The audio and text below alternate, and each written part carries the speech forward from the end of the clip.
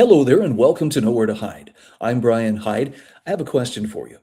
What kind of things do you discuss around the dinner table that have to do with governance here in the state of Idaho? Now, if you're a normal person, I'm guessing that most of your dinner table conversation really doesn't have that much to do with, hey, what are they doing up at the state house? However, there is a push out there to essentially relegate the legislature to, hey, you guys need to focus exclusively on spending more money so that more blessings can be brought into our lives by the political class, and you shouldn't focus on anything else. Don't believe me? Hang on. I got the receipts coming up. All reporters are biased, the Idaho Press Club are biased, all media, newspaper, radio. To be completely blunt here, Brian, and there are plans to expand indoctrination. That's right. Idahoans are also concerned. Horror shot. That line would be moving a little bit farther west. I'm like crying. Nobody wants to see dark money is influencing policy in our state. Well, that's not how this works. Once again, welcome to Nowhere to Hide. I know this is kind of an odd question to ask, but why does government exist in the first place? And I'm asking that sincerely. You're going to get different answers from different people according to their understanding of, why it's there. Some, in fact, I would guess most people are going to give some variation of, well, it's here to do for us what we can't do for ourselves. That's a partial answer, but really, the bottom line, and I'm going back to the very beginning, why do we institute governments in the first place? Looking at our system of government, as in the American system of government, looking at the Declaration of Independence. Why did they separate themselves from Great Britain? Why did they put the Constitution together as they did? Why did the founders insist that every state have a republic form of government, a representative republic? There are reasons behind this, and that's because the proper legitimate role of government is not to bestow favors upon us and to spend money endlessly. How they get it, that's not our concern. Just they should spend and spend until all of the problems in the world are gone. But that's not why it exists. It exists to protect our God-given rights. In other words, for us to be able to make the most of our own choices possible, to exercise our agency and choose for ourselves. How are we going to pursue happiness? Okay, there's your thumbnail sketch of that's civics. That's why we have government in the first place. Now, with the legislature in session, of course, there are a lot of challenges to that way of looking at government. And there are plenty of people, as you're about to see, who still think of government as kind of a magical fairy that shows up and gives us all the things that we really, really, really want. This is a commentary. This is actually an editorial that was published in the Idaho Capital Sun. Nancy Van Orsdell, Julie Yamamoto, John Rush, and Jerem Wagner are the guest columnists here. Idaho deserves solutions, not culture war distractions. Where have we heard this before? They're really upset that the legislature is tackling things that are, yes, culture war related, but they act as if these things just, it was just people looking for a reason to go out there and start trouble, as opposed to responding to problems that were brought to us by people wanting to start trouble. Let's dive into this a bit. As the legislative session unfolds, they say Idahoans are once again watching hours of debate over immigration status tracking in schools, bathroom monitoring, keeping boys out of girls' spaces, be another way to put that, pronoun policing. Should we be forcing teachers and administrators to use the proper pronouns, or should all this LGBT stuff be coming into the classroom in the first place? Instituting a moment of silence. Look at the air quotes. We can't have anything, there we go, anything that even approaches prayer, but a moment of silence at the beginning of the school day. Restrictions on what flags cities can fly, especially if they're, divisive flags. And bills that strip local governments of their authority, or at least try to keep local governments on task for what government is supposed to do. Meanwhile, they tell us we face very real challenges. Now, pay attention to how many of these real challenges have everything to do with spending. Diversion of public funds to private schools. That is educational choice. And this is, again, rhetorical sleight of hand. Diversion of public funds? No, it's a tax credit. Meaning that the family that is using that tax credit is keeping more of their own money. No public funds are being used. They're just simply people using their money and getting credit on their taxes to give their child the best possible educational experience. I'm sorry, that takes a little bit of explanation, but hey, the focus group didn't think it tested so well, so we'll stick with this buzzword. How about tax cuts for high income earners? Or in other words, we don't want to see incentive for people who are being highly productive, especially people who are starting businesses, creating jobs for others. No, we can't have that. They need to be fleeced. Why? Because we need more money, I guess, is what they're getting at. And this is the perennial underfunded education, K through university. It's always underfunded. Underfunded special education.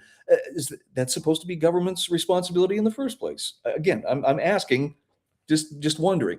Rising property taxes to pay for underfunded education is just like a mantra. How about strained rural healthcare systems? By the way, we'll revisit that in just a few moments. Workforce shortages that affect businesses and families alike. Why is government in the workforce business anyway? Isn't it supposed to be staying out of the way and allowing the market to handle those things? All right. So they say the disconnect is hard to ignore. And the bottom line is they say Idahoans, no matter what their political leanings, literally can no longer afford to ignore what our legislators are doing and what our children and families need. What do they need? If you said, I bet it sounds a lot like more money, you would be correct. Instead of addressing structural funding gaps or stabilizing school budgets, there it is, that more money, lawmakers are advancing proposals that seem designed less to solve Idaho problems and more to score ideological points in a culture war. Now, I have to interject here. This culture war is not something that people who are trying to be fiscally responsible suddenly came up with. Oh, if there was only some way we could make some of these left-wing groups or these identity politics people feel more poorly about themselves. That's not it at all. It's this infiltration, this steady infiltration into our classrooms, into our communities, into our local government. People are tired of having this force-fed to them. And yes, it's come to the point where the legislature, in some cases, needs to step up and say, enough. Stop forcing it on the taxpayers. Stop forcing them to subsidize it. Stop making excuses for why we need to teach kids how to have weird sex or, how to consider, altering their own sexual identity.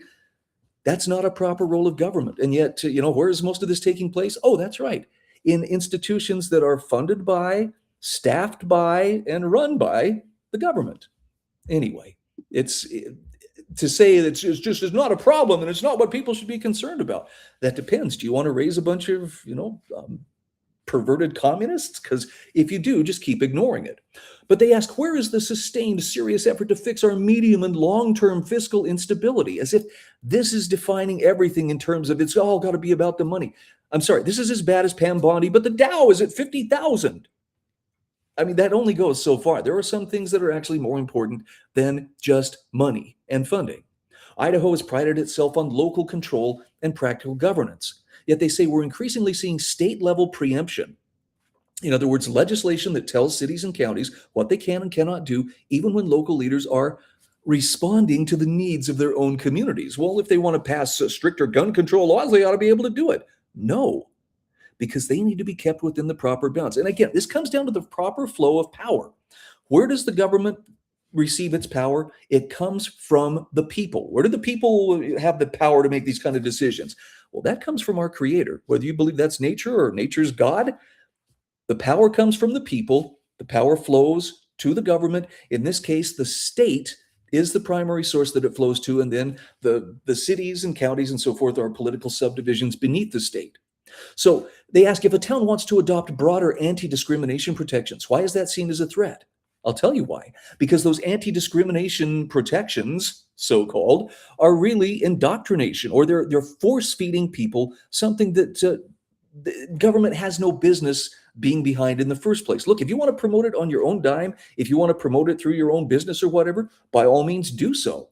But to force it on the taxpayers, no. So if a city wants to fly a flag that reflects its residents, really, all of them? Boise, we're looking in your direction. That flag doesn't represent all of your residents. It represents a tiny portion of your residents who, for some reason, feel entitled to force their worldview on everyone else. If a city wants to protect children with stronger child care licensing standards, in other words, if the city wants to be more authoritarian, why should the state lower those standards? It has to do with the accountability and the appropriation of money at the state level. This is why we have elections in the first place. And by the way, I hope you had a chance to check out Capital Clarity with Matt Edwards earlier today. Fantastic work on why it matters to be involved at the grassroots level. Look at what the legislature is spending its time on. Ask yourself, is this what our families need? And this is the kicker. This is the big lie that to me is just, it's unconscionable.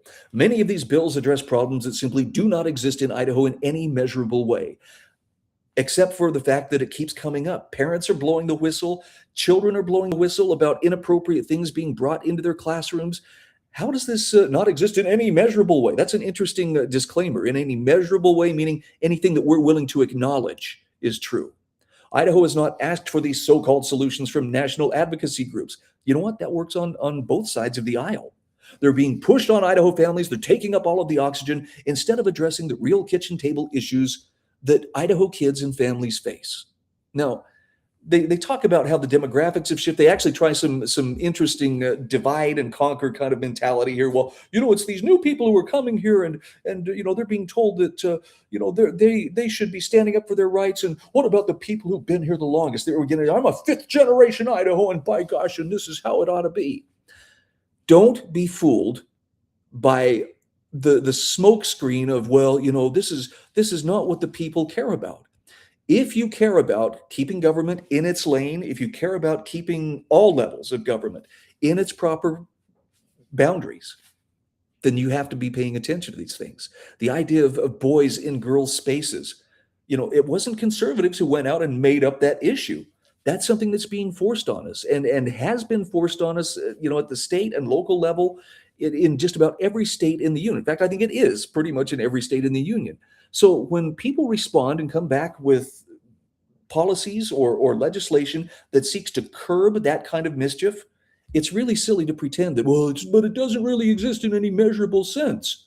So they say the result is a legislature that's increasingly focused on symbolic fights while sidestepping the unglamorous work of budgeting, planning, and governing, by which they mean spending.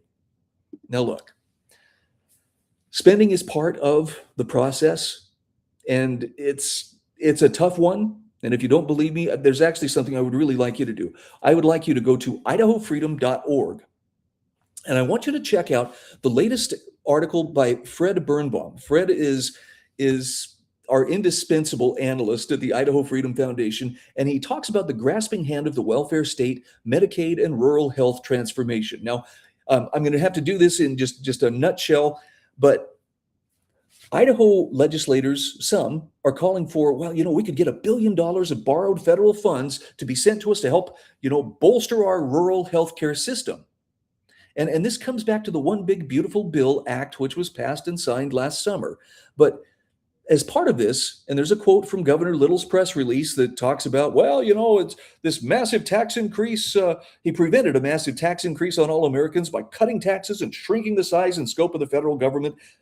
And then he says, making historic investments in rural health with the creation of the Rural Health Transformation Program. And Fred says, you heard that right. We have to grow the federal government before we attempt to shrink it.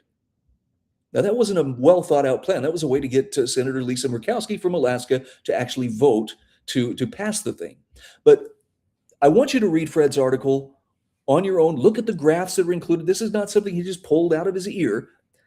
He talks about the idea that we've reached the point where they're trying to make an argument that $50 billion national figure handout, $1 billion for each state, is worth the cost to get meaningful cuts in Medicaid, in the OBBA.